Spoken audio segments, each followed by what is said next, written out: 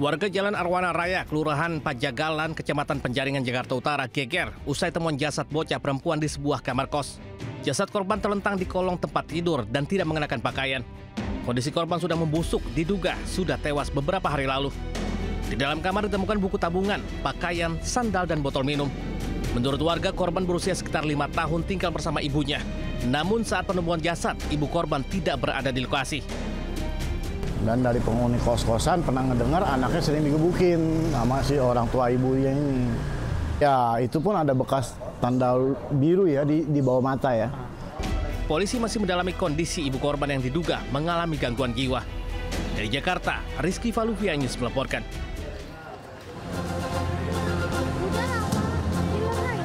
Seorang driver ojol dianiaya oknum TNI di pinggir jalan hingga patah tulang hidung. Demi solidaritas, ratusan rekan ojol geruduk markas polisi militer setempat mendesak pelaku bertanggung jawab.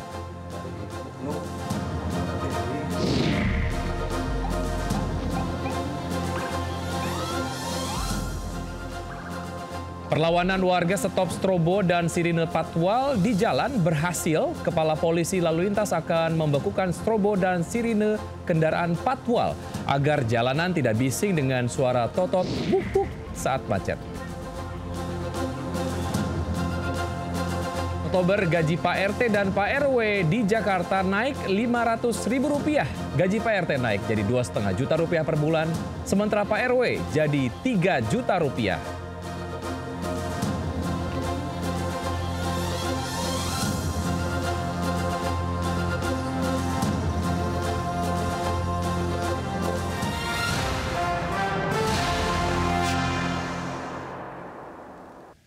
Halo pemirsa, selamat siang. Saya Wiki Adrian. Inilah seputar iNews Siang. Kematian tidak wajar anak perempuan 8 tahun di kamar kos Penjaringan, Jakarta Utara masih misteri. Ada Wenda Nura di lokasi kejadian. Wenda, apa sudah ada titik terang dan siapa pelaku pembunuhan?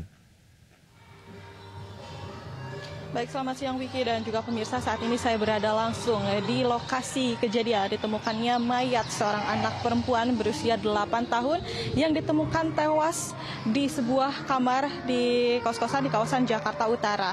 Dan hingga saat ini polisi belum menemukan penyebab dari kematian anak tersebut. Namun yang pasti anak tersebut ditemukan meninggal dunia dengan posisi terlentang dan tubuh penuh luka berlumuran darah. Namun polisi pun tidak bisa mendeteksi dari hasil identifikasi awal, tidak bisa mendeteksi luka tersebut atas luka apa gitu, apakah luka tusuk ataupun luka tumpul lainnya, karena memang pada saat ditemukan korban sudah dalam keadaan membusuk. Dan polisi mengira karena kondisi korban ini sudah membusuk, diperkirakan anak tersebut sudah meninggal sekitar 5 hari yang lalu. Nah, berdasarkan keterangan dari pihak kepolisian, pada saat dilakukan proses evakuasi, ibu dari si anak tersebut tidak berada di lokasi.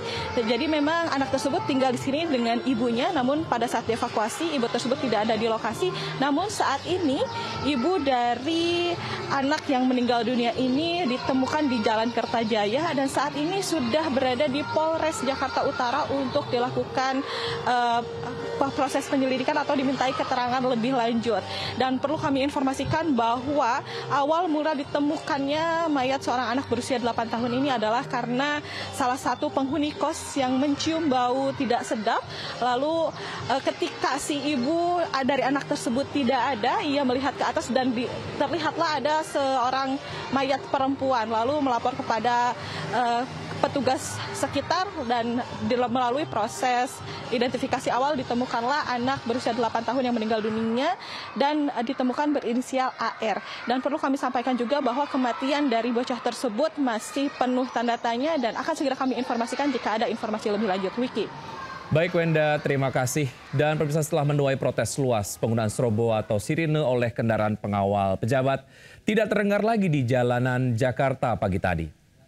Jalan Sudirman Tamrin Jakarta pagi tadi bebas bising dari suara strobo totot buk-buk yang biasanya terdengar memecah kemacetan. Meski lalu lintas padat, tak terdengar lagi suara strobo atau sirine mobil pengawalan pejabat. Padahal kemacetan cukup panjang mulai dari Simpang Susun Semanggi, Bundaran HI hingga Duku Atas. Hal serupa juga terjadi di Jalan Gatot Subroto, Jakarta Selatan. Meski lalu lintas padat, tapi tidak terdengar suara sirine mobil pengawal seperti hari biasa. Sebelumnya penggunaan strobo dan sirine oleh kendaraan non-darurat menuai protes luas publik, bahkan muncul gerakan stop totot wuk-wuk di media sosial. Kakor Lantas Polri Irjen Agus Suryo Nugroho menegaskan penggunaan strobo telah dibekukan sebagai respon atas protes masyarakat. Pengawalan terhadap kendaraan pejabat tetap dilakukan namun tidak lagi menggunakan strobo.